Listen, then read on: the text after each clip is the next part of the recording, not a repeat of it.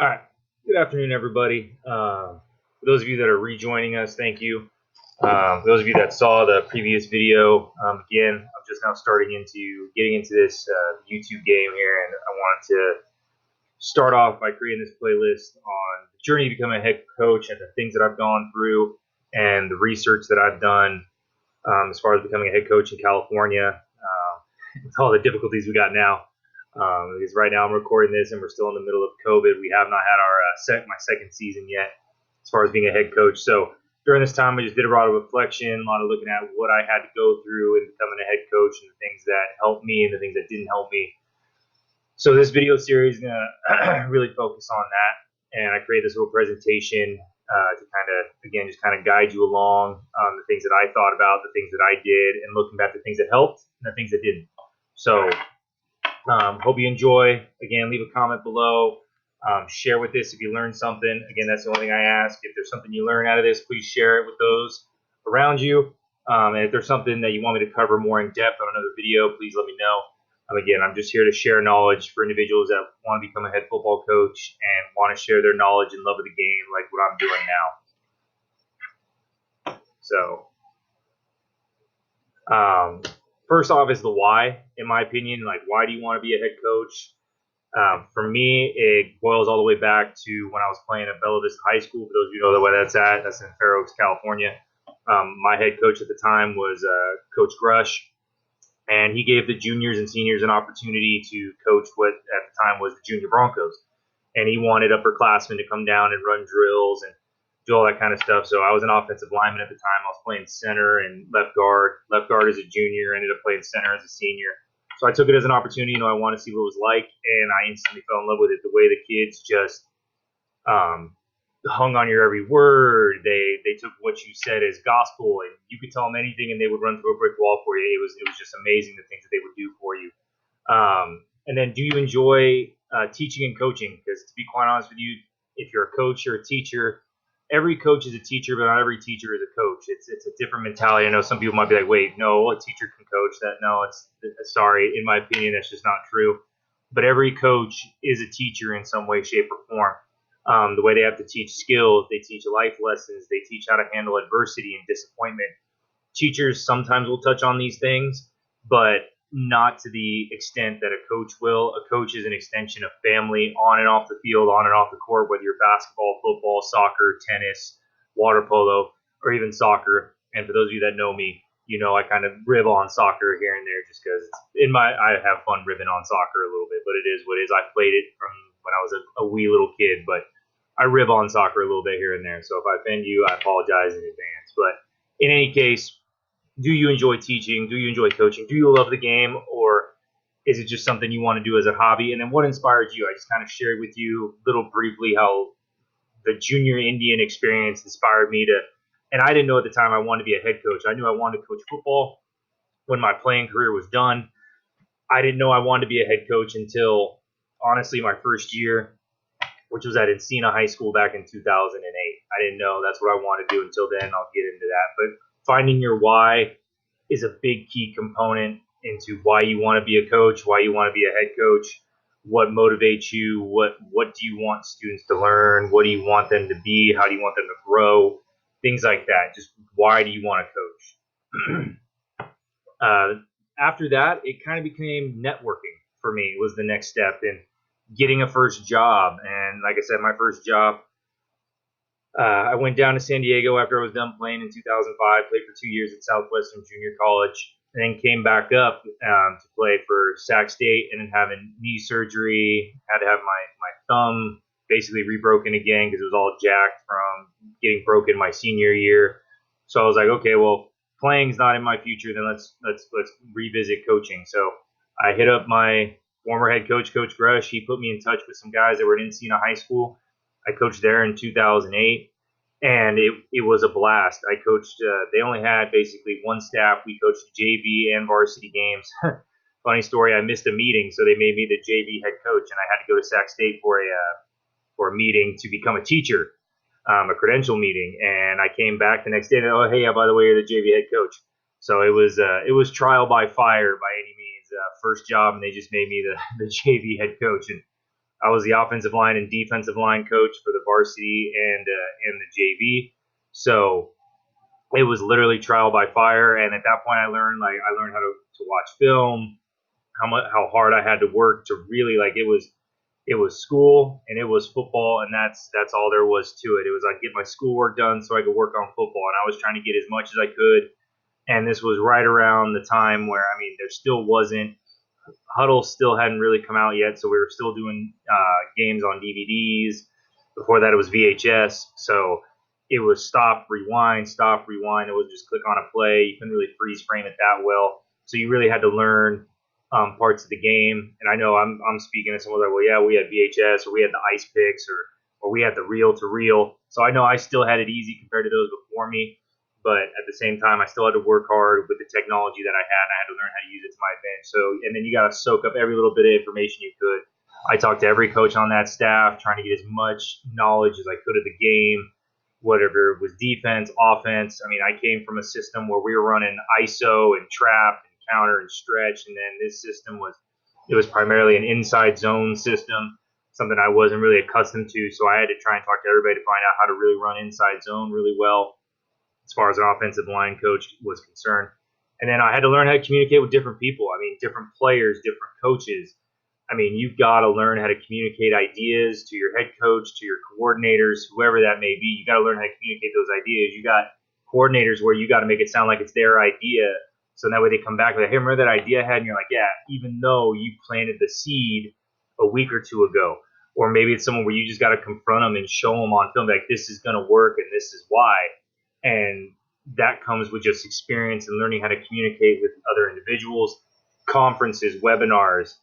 When I left Encina after our one season, I ended up going to coach at my alma mater, Bella Vista High School, as a freshman coach. I was the offensive and defensive line for the freshmen.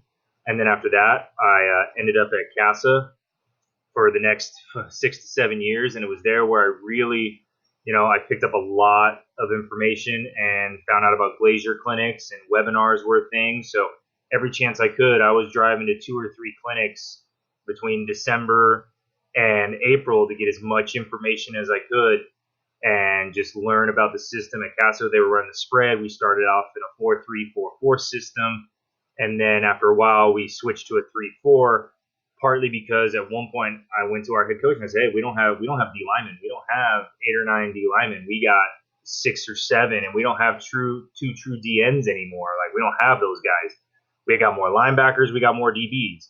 So eventually, after a lot of discussion, we ended up switching to a 3-4. But that was just because of the research I did and really looking how it would fit our personnel. And I pitched it and it worked.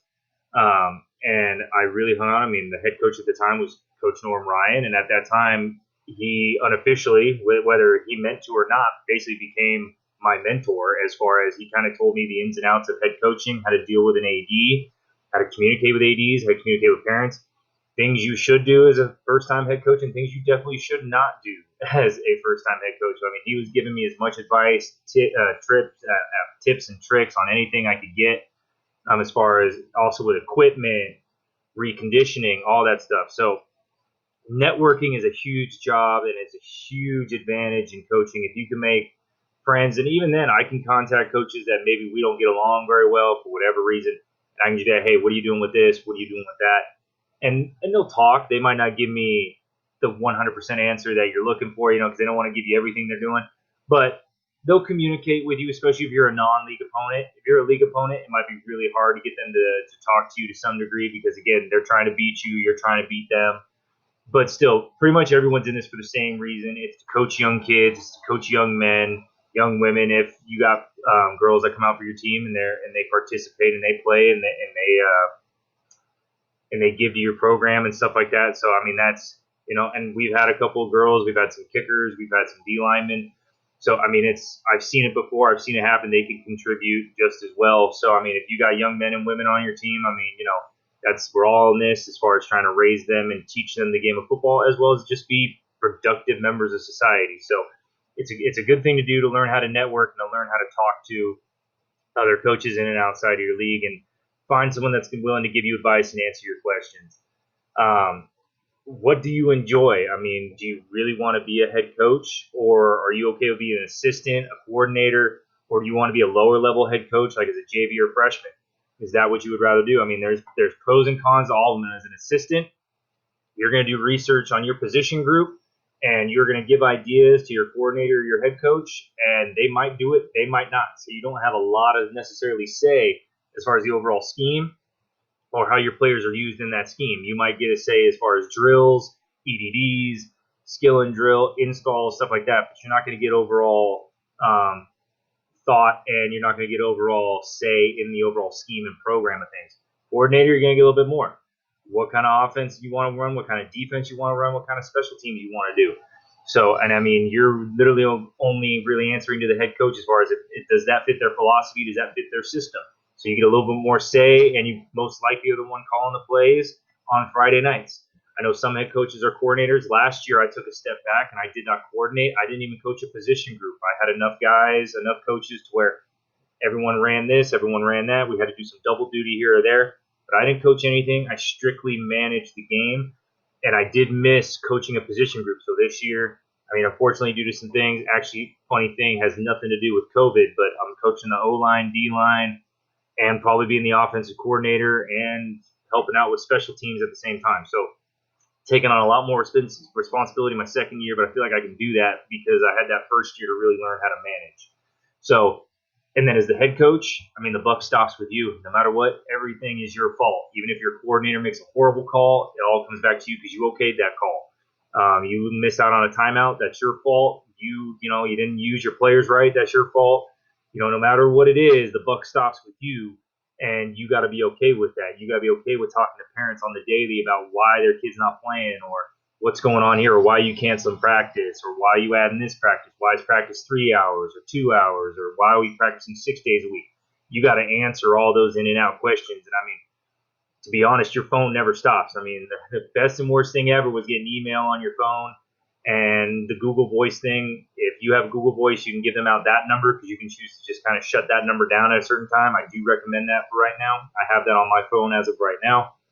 Works out really good. You give them that number instead of your personal number. So that way you can shut that number down at like 7 o'clock where you don't get anything until the next morning. It's fantastic.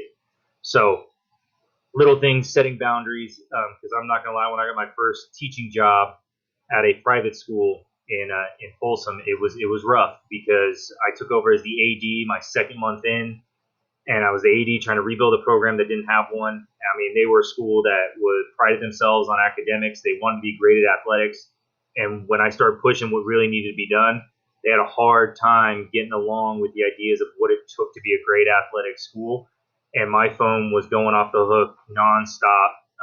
It caused some rifts with my family and my wife at the time. It was rough. Well, technically, she was my girlfriend when I first got hired, but then when she became my wife, it became real tough because my phone would ring at 8, 9, 10 o'clock, and it'd be a parent that was pissed about something this coach said or something this student did, or why am I putting this policy in, or why do we have to have tryouts? I mean, stuff like that. So setting boundaries and letting parents know like when you're available versus when you're not, that's a big key when you're a head coach. And whether you're any kind of coach, to be honest, even when you're a teacher, setting boundaries with your students, setting boundaries with your parents, so they know when you're going to answer them and when you can contact them and when they can contact you. So pros and cons of each of those. Like I said, you're going to get a very little say as an assistant, you're going to get some more say as a coordinator, and the buck stops with you as the head coach. So you just got to keep those in mind. If you're okay with all those, then you got to make sure you're able to handle all that. And again, at what level? Do you want freshman? Do you want JV? Do you want varsity? And, I just like putting up little quotes. I like doing stuff like that. So, I mean, if you're afraid of the struggle, then you're afraid of growth. I always believe you got to fail in order to get better. You learn more in failure than you do in success. You have to go through it to get to it, and let it build you, not break you. And that's probably the hardest part a lot of people struggle with, is the negativity will eventually break them down. I mean, for example, I started this channel. I know there's going to be some negative comments. There's going to be some things like, I don't believe what you're saying, stuff like that. But I'm not going to let that break me. I'm just going to keep moving forward because there's going to be more positivity that I put out than the negativity that comes my way. So, again, what do you enjoy? What level do you want to be? Kind of give you a very quick synopsis of the pros and cons of each. Build a binder. I mean, and I know this is kind of dating me a little bit right here, but I had a giant, like 3-4 inch ring binder. And I put everything from every webinar, every conference I could that I liked, or when I became a coach, whether assistant, coordinator, or head coach, I had everything. It had off-season program, in-season program, strength and conditioning, fundraising, uniforms. It had offensive schemes, defensive schemes, special teams, and it didn't have all of them. I mean, it had the ones that I liked. So it had my offensive scheme if I was a coordinator. It had my defensive scheme if I was a coordinator. It has my special teams schemes if I'm the coordinator. So I mean, it had everything. Because when we get to it, staffing is going to be the hardest thing, in my opinion, so far going into year 2 as a head coach. And I think that's primarily based on where I'm at geographically, and I'll kind of go over that a little bit too. But put everything you learn. These days, you got to have a physical and electronic copy. So I have one that I would take to all my interviews, and then I have everything on my Google Drive on my computer, so it's all backed up. Learn and catalog as much as you can. I mean, I have stuff that I don't even know if I'm going to use on my Google Drive, but I have it in case I want to go back. So I got 3-3 stuff. I got 4-2-5, 4-4, 4-3, 3-4, 3-3. So I mean, I got double eagle. I got bear. I mean, you name it. I got every kind of defense. Then I got spread. I got double tights. I got veer. I got wing T. I got pistol. I mean, you name it. I got all kinds of offensive stuff too. So, I mean, you got to kind of have everything because you never know what your players are going to turn into, and you never know eventually what you enjoy to teach and what you enjoy to run.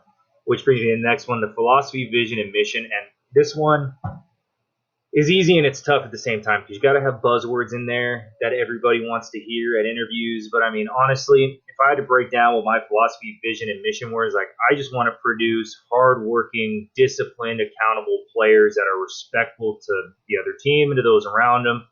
And that's honestly all we're trying to get to. You can fluff it up and put all these little fancy words in it, but and I mean, unfortunately, that's what people are going to want to see. They want to see, okay, well, what's your philosophy? What's your vision? What's your mission? Does it match the school's vision and mission? Or you just, or do you even have any? So you do have to have 3, unfortunately. I do have all 3 of them. I created some. But in all honesty, it breaks down to hard work, dedication, commitment, accountability, and responsibility. I mean, that's really what it breaks down to in simplistic form. Again, you can put all the fancy words and window dressing you want, but to me personally, all the programs I've been around, it's always commitment, it's discipline, it's accountability, responsibility. The kids are there every day. They're holding each other accountable. They're chewing each other out when they miss practice. They're making sure their grades are up. And if they're not, they're chewing each other out on that. So, I mean, again, you can fluff it up however you want, but that's really what it boils down to, is that there's those key things are in there. Again, schemes, you're going to want all those in there, kind of touch on those. Fundraising, get your hands on as many fundraisers as you can. I've seen golf tournaments, I've seen poker tournaments, I've seen online fundraisers, I've seen cards, popcorn, socks, tape. I mean, there's all kinds of weird things that you can do. And then communication. When I first came on, it was a lot of email. And then my first year here was they used a thing called the Remind app, but it was kind of like a poor version of Twitter. You can only put a certain amount of characters. And then I got hooked on. Right now I use the Band app, and I would highly recommend that app. You can put articles on there. You can put schemes on there. And you can put basically, it's almost like a Facebook to some degree. You can put pictures. You can put posts. You can put documents. So, I mean, you can put all the physical stuff up there when people get the physicals done. There's just a plethora of things you can put on there. It's a very good app, and until something else comes out, I mean, I would highly recommend the Band app. That's just what we use. The parents seem to enjoy it. It's very simple, easy to use. Now, also, I'm probably a little bit ahead of my time for this year being 2020 because I use Band app, I use Instagram, I use Facebook, I use Snapchat, and I even use TikTok. So I use every little bit of social media that I can to get my information out to my parents, my kids. And to be quite honest with you, TikTok right now, depending on what it turns into, it's mainly promoting your kids. I mean, I try to put pictures of them while they're catching balls, put music behind it, do little cool announcements. I mean, we did our new uniform reveal through it. We did our schedule reveal through it. I mean, it's just a fun way to promote your team. Other than that, it's not a really good communication app. It's more like, hey, we're getting hyped. Season's about to start. Here we go. Practice is about to start. Here we go. It's more of a hype machine than it is anything else. Snapchat is good for communication with parents and players. Instagram's good. Facebook's good. And, of course, the Band app is a little bit more, I would say, professional. But those other ones really get information out there that you need to get out. Experience, where do you want to coach? I mean, honestly, everyone always asks me, don't you want to coach at your alma mater? Don't you ever want to go back? No, quite frankly. I tried twice, primarily to get experience and stuff like that. But at the time, I didn't have a lot of experience, and I didn't get a call back at all for even a first interview at all. So when I look back on it, I'm kind of glad they didn't, because I wasn't ready then.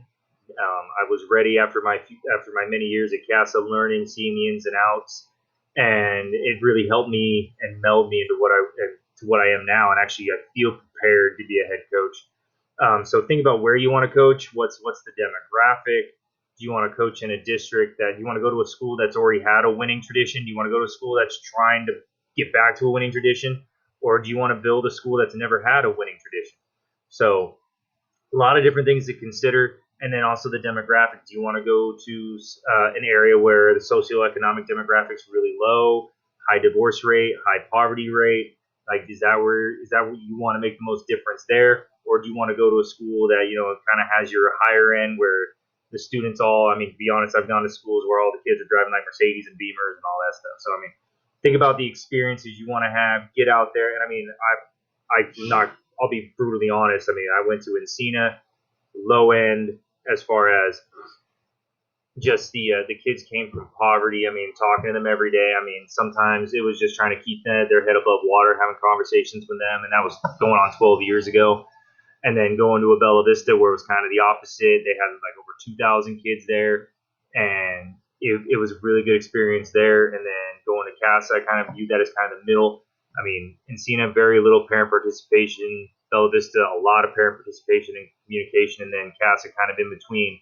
And you can just kind of tell how each one of them kind of took to sports. I mean, you had kids that wanted to play sports because they wanted to play sports and they wanted to really do well at it. Other kids were just doing it for fun. So again, what kind of experiences, what kind of program do you want to be a part of, and what kind of program do you want to put your name on? Because it's going to be your name on there, whether you're the assistant, whether you're the head coach, or whether you're the coordinator. I mean, I know people probably remember me from those other programs that, oh man, he was a part of that, and they probably got positive things and negative things to say about me, and that's fine. As I'm sure, being my third year here, second year as a head coach, I'm sure the guys graduated last year, they got positive things, they got negative things to say about me, which again, some of them probably have a right to that, and everyone's got a right to that. So where do you want to coach? Get and learn different experiences and catalog those, and then just keep in mind, like, where do you want to go? Research your demographics, research the areas, and not only that, research the schools yourself, because to be quite honest, if you're going to start a family like myself, I got a soon to be, well, not soon to be, a 2-year-old daughter. She already turned 2 back in October. So, and I mean, we're looking at, okay, well, do I want to take her to certain spots, and do I want to coach there and take her into that school district, or do I want to find somewhere else? I mean, you got to be very clear. Like, do you want your family to grow, no matter what kind of family it is? Do you want that family to grow in that area, in that school district, in that demographic, whatever kind of things you put on there, pros and cons wise? So get those experience, learn what you like, learn what you don't like, and just learn to communicate. And where do you want to coach as far as that's concerned? Interviews, got to make sure you do your mock interviews. That's probably one thing I didn't do enough of. And this is going to kind of touch on what I just talked about on the last slide. But mock interviews, get different people to do them, get a head coach to do it, get a coordinator to do it. If you're out of school like I was, get a principal to do one for you. So then that way, be like, you can see how a principal is going to ask you questions. Go online, look up sample questions. Everyone's got sample interviews with 15, 20, 30 questions on there. And you can go through. I mean, everyone, you can always expect that, where do you see yourself in 5 years, which I honestly hate that question, because no one's a fortune teller. So, I mean, you're never going to know. I mean, things change, people change, goals change. So, I mean, you could get fired after 2 years. You get fired after 1 year because you don't do a very good job. So it's like, well, where do I see myself in 5 years might differ from where they see me in 5 years. So always hated that question. Never been a fan of it. But I get why they say it. So, again, do mock interviews. But, I mean, what's your scheme? How are you going to handle if a player gets caught stealing, or if a player gets caught cheating, or what are you going to do if a player has poor grades? How are you going to handle grades? You can do study hall. What kind of programs you can put in place? Those are the kinds of questions you really got to study up for, because some of those will catch you off guard. And there's always going to be one or two that catch you off guard. But really keep track of those ones and kind of find some of those hidden gems. Because like the one that got me a few years ago, like my first interview was like, okay, you got a player that's in the locker room, they steal, and then they find out like how are you going to handle that, or people don't know who stole it, how are you going to find out who stole it? Like that one's always a crazy one. And we had that happen here a couple times because our doors weren't locking very well, and we had some things get in and get stolen, and we didn't know who it was. So we're sitting there trying to find out who stole what, and like how do we find that out, and what happens when we do, and so, I mean, make sure you find as many questions as you can, and try to find those hidden ones that might be like, oh man, I didn't even think about that. How would I handle that? Same, and again, going back to research the history of the town. Do they have a winning tradition? Do they have a losing tradition? Do they have an up and down tradition where like every 2 or 3 years they do really well, but then they don't do very well, and why? Find out why the previous head coach left if you can. Find out if he got fired, if he resigned, or if he just went to another school. Like, what's going on? Why did he leave?